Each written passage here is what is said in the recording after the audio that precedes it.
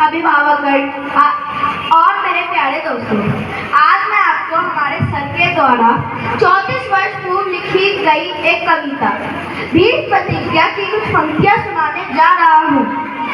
मुझ में इतना सामर्थ्य तो नहीं कि मैं हमारे सर की तरह कविता को पाठ कर सकूं, पर फिर भी मैं कोशिश करूंगा। अगर कविता पाठ में मुझसे कोई गलती हो जाए तो मुझे क्षमा करें। इस गलती के चक्कर में भारत की हाथ की और इस चक्कर में होती दुर्गति मेरे घात की ऊंच नीचे भेदभाव भी इसी कथा के हिस्से है। वह भाव त्याग के इस नामकीन किस्से है। इन किस्सों के कारण ही तो कुरुक्षेत्र युद्ध हुआ। पूरा भारत महायुद्ध से पर्वत में आबद्ध हुआ।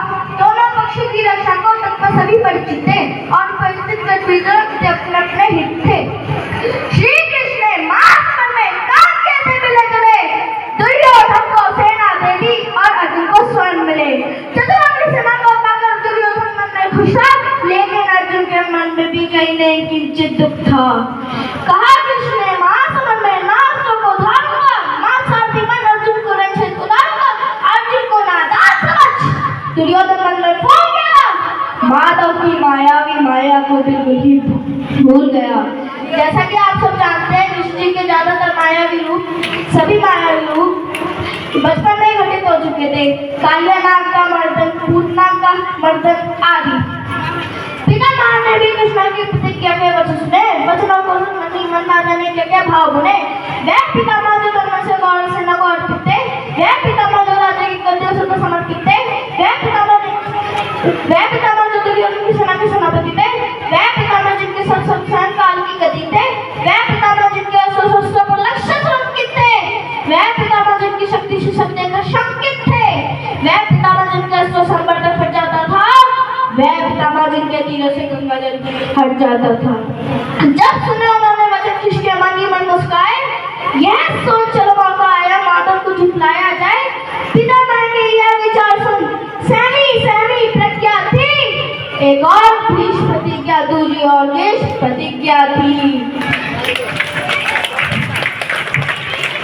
दादा के वचनों से अर्जुन मन विचलित था, क्योंकि उनकी सभी शक्तियों से वह पूरा परिचित था। वे जान चुका था कि पितामह ने जैसे जो भी ठान लिया, कुरुकांड ने उनकी इच्छा को वैसे मान लिया। प्रतिज्ञा पूरी करने को वे कुछ भी कर डालेंगे, कुरुक्षेत्र की भूमि को लाभ से बढ़ा लेंगे। उन बातों को भी लगता है अब तो उनसे लड़ना होगा, संभव है कि मृत्यु की चरणों में भी चढ़ना होगा।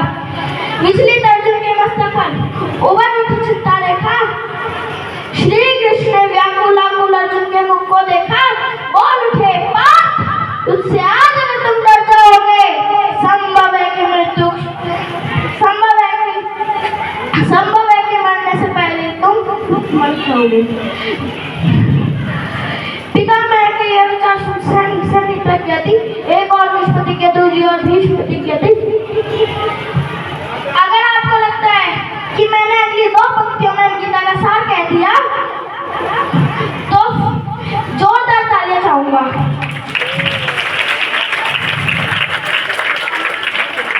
जीने मरने को लेकर यूं चिंता और सिहरना क्या, जब तक तेरे रथ पर मैं हूँ तुझको जग से डरना क्या।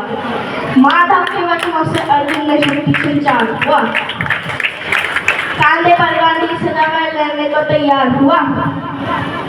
कांधे पर गांधी सदावर लड़ने को तैयार हुआ। महासमर में वीरों ने प्राणों की आहुति दी। पितामह ने अर्जुन को देखा, रथ की धीमी गति की।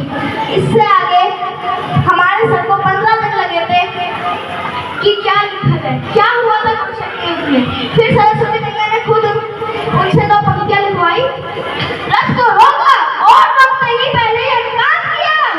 माधव को देखा, मुस्काए और झुककर प्रणाम किया। रथ उन्होंने अर्जुन को देखकर रोका था, लेकिन फिर अर्जुन को नहीं देखा, क्योंकि भले ही उनके बाण आज अर्जुन के साथ चलने थे, लेकिन युद्ध उनका कृष्ण जी के साथ था। अर्जुन को आशीष किया, छलकी आंखों को मीच लिया, अगले ही पंदौनी से बाण को खींच लिया। चढ़ा धनुष पर बाण जब प्रलंजा को बिजली गढ़ सैनिक बोले, डर करके भागो भागो, शस्त्रों की वर्षा से बड़ा दुर्गा फट जाने को, रत्नाकर में उड़ी हिलेरी वीर गगन छू जाने को, शहर से कटक ध्वनि तरंग को गिरते थे। ऐसा लगता था कुरुक्षेत्र में काले बादल गिरते थे। पितामह के बाणों से पूरा